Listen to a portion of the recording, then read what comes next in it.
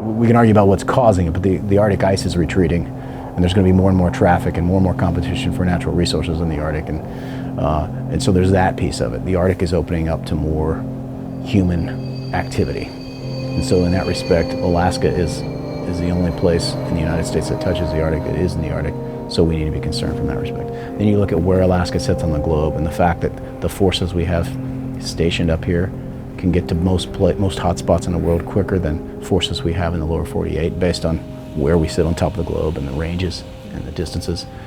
It's an immensely important strategic location. We all have the responsibility with all the resources that we have to keep an eye on our airspace, so the airspace off our shores, to be able to have indications if anyone is approaching that airspace that's unknown or potentially hostile. And then to be able to provide warning, and also to be able to intercept or interdict those aircraft should it become necessary. Back at me again for the 5th time. These red stars date back to the 1980s. They stand for every time we've done an intercept of mostly Russian aircraft. So the stars say the location, the type of aircraft we've intercepted, and the date. That's the preponderance of the stars on the wall. We also have some stars that have eagles on them, and the eagles represent every time we've intercepted an aircraft that has been squawking a hijack squawk.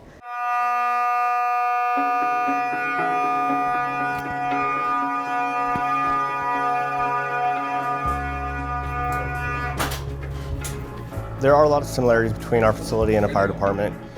We do sleep here just like the fire department does. We're always on duty. The only difference there is, they're on duty prepared to go put out a fire, whereas we're on duty to launch an aircraft and possibly go intercept either a Russian military aircraft or even a commercial hostile aircraft. They are prepared to scramble very quickly, and on virtually no notice, our airmen go to work. The horn goes off, it's instant job satisfaction. Crew chiefs and weapons loaders get out there, arm the aircraft. In a matter of minutes, the pilots are airborne, and then they'll be airborne in time to interdict that aircraft. So the Russians they definitely keep us ready, they keep us on our toes. They do like to fly and basically test the waters with us. Over the bow, right turn, over the bow. We intercept on average about 10 aircraft a year. Our airspace extends to 12 nautical miles from land, and they don't get within that 12 nautical miles, but because of how big Alaska is, we can't wait to intercept them when they come into that 12 nautical miles. So we will go out there, intercept them in a time and space of our choosing, and just let them know we're there and that we see them and that it's time for them to go home. Sovereignty is our most fundamental right when you think about a military responsibility to protect our homeland. Our sovereign airspace is really somewhat sacred.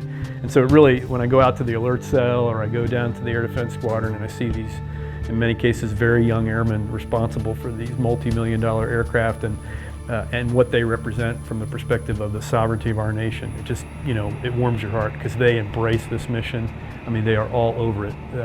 They understand the importance of it and how important sovereignty is to every citizen in the U.S.